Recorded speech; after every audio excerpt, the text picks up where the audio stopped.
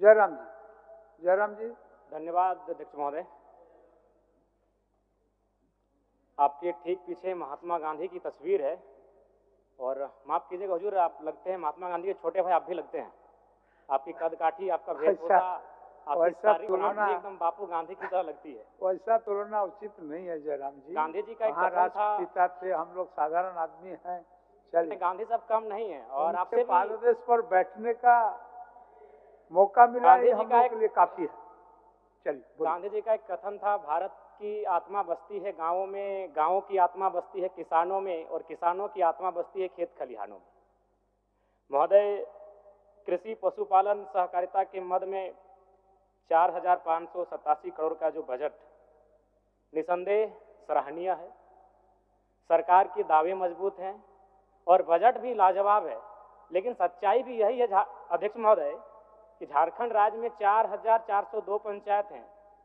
एक भी पंचायत पूर्ण रूपेण कृषि पर निर्भर नहीं है। मैं आपके माध्यम से विभागीय मंत्री महोदया से आग्रह करूंगा कि एक पंचायत का उदाहरण प्रस्तुत कीजिएगा वित्तीय बजट वर्ष में। एक पंचायत, 4,402 पंचायत में आप एक पंचायत को चुनौती के रूप में स्वीकार कीजिए और उसे पूर्ण रूपेण कृषि पर निर्भर बनाइए। मैं यह मंत्री महोदया से आग्रह करता हूं। अध्यक्ष महोदय, निसंदेह आज इस राज्य की समस्या बेरोजगारी है, आज इस राज्य की समस्या पलायन प्रवास है और इन सारी समस्याओं का निदान है कृषि। यदि हम कृषि को उन्नत करने में सक्षम रहते हैं अध्यक्ष महोदय, तो निसंदेह इन सारी समस्याओं का समाधान होगा और वो तभी सक्षम होगा क्योंकि इस देश के पूर्व प्रधानमंत्री राजीव गांधी कहते थे कि दिल्ली से भेजा हुआ 1 रुपए गांव आते आते 10 पैसे बचता था। तो ठीक उसी प्रकार इस बजट में पारित कृषि के लिए 4,587 करोड़ का जो बजट है, अगर यह गांव सही सलामत पहुंच जाएगा अध्यक्ष महोदय, तो मैं कह सकता हूं ये सरकार के लिए बहुत बड़ी उपलब्धि होगी। अध्यक्ष महोदय, धान की खरीदारी तय समय अवधि में सीधे सरकार तय एमएसपी के साथ करना सुनिश्चित करे।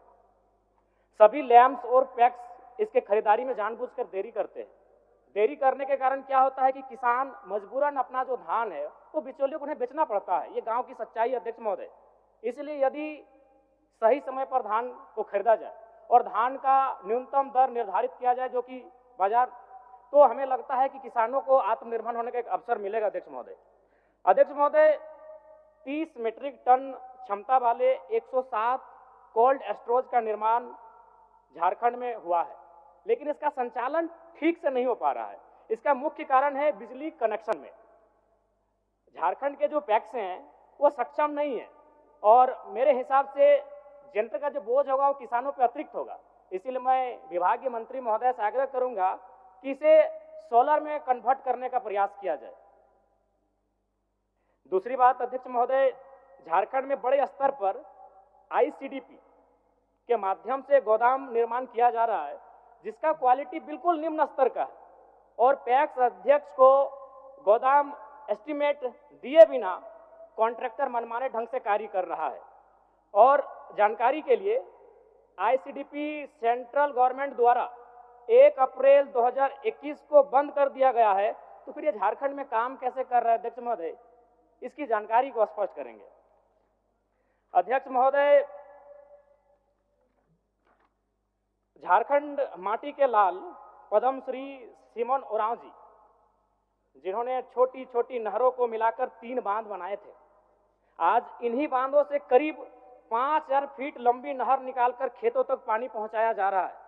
बिना आर्थिक संसाधन के, बिना सरकारी सहायता के एक गांव का आम व्यक्ति अपनी इच्छा शक्ति से वह करके दिखला सकता है जो सरकार करने में सक्षम है। तो आवश्यकता है सरकार को अपनी इच्छा शक्ति को मजबूत करने की। अध्यक्ष महोदय, एक और जहां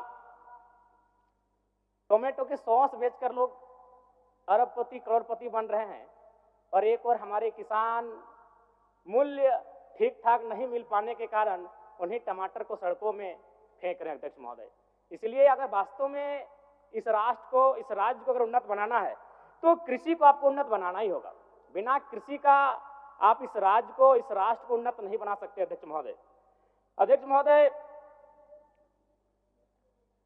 जब किसान चाहे आलू रहे या टमाटर रहे उचित मूल्य नहीं मिल पाता है तो कहीं ना कहीं उसका भारी मात्रा में नुकसान हो जाता है। आज 118 गोदामों के निर्माण के लिए 259 करोड़ 52 लाख रुपए का उपबंध किया गया है अध्यक्ष महोदय, लेकिन कोल्ड स्टोरेज का निर्माण को छोड़ दिया गया है। साथ ही खाद्य प्रसंस्करण से खाद्य पदार्थों का संरक्षण, किसानों का उत्पाद उचित मूल्य पर कैसे मिल पाएगा, ये बहुत ही महत्वपूर्ण विषय है अध्यक्ष महोदय। अध्यक्ष महोदय, क्या झारखंड राज्य में सहकारी विकास परियोजना के अनुश्रवण हेतु राज्य स्तर पर गठित आईसीडीपी कोषांग को आज भी बंद नहीं किया गया है और इस एजेंसी के रूप में उपयोग करते हुए राज्य के विभिन्न योजनाओं को केंद्रीकृत कर कार्यान्वित किया जा रहा है? तो महोदय, मेरा मानना है और मेरा तर्क यही है कि निसंदेह कृषि एक ऐसा क्षेत्र है जहां से इस राष्ट्र को, इस राज्य को हम एक नई गति दे सकते हैं। लेकिन वही प्रश्न है कि आज जिस कार्य को क्रियान्वयन करने का जिम्मा जिन लोगों के पास है, वो किस गतिशीलता के साथ कार्य कर रहे हैं, यह निरीक्षण का विषय है।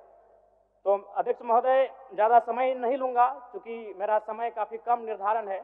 मैं पुनः आपसे यही आग्रह करूंगा आपके माध्यम से कि आज आवश्यकता है, सरकार ने जिस विशाल बजट को पारित किया है वो बजट धरातल पर कैसे जाए, उसका क्रियान्वयन कैसे हो, इस पर सरकार को अपना ध्यान केंद्रित करने की आवश्यकता है अध्यक्ष महोदय।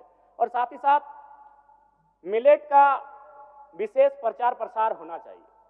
मिलेट यानी ऐसे अनाज जिसमें हम धान और गेहूं के अलावे, और मिलेट से हमें लगता है कि बहुत सारे फायदे भी हैं और आशा करते हैं इस दिशा में, चूंकि पढ़ी लिखी मंत्री महोदया काफी काबिल हैं, इस दिशा में वो बेहतरीन प्रयास करेंगी। चलिए अध्यक्ष महोदय, बस एक छोटी सी पंक्ति अगर आपकी अनुमति हो तो, कि खेत खलिहान मिट्टी जल चुकी है, खेत खलिहान मिट्टी जल चुकी है, आसमान अभी बाकी है, समय समय पर किसानों के लिए योजना लाते रहिएगा, किसी का घर गिरवी है, किसी का लगान अभी बाकी है। धन्यवाद अध्यक्ष महोदय। और पुनः कहेंगे, वास्तव में आप गांधी जी की तरह लगते हैं, एक बार स्वयं का आकलन कर लीजिएगा। मान्य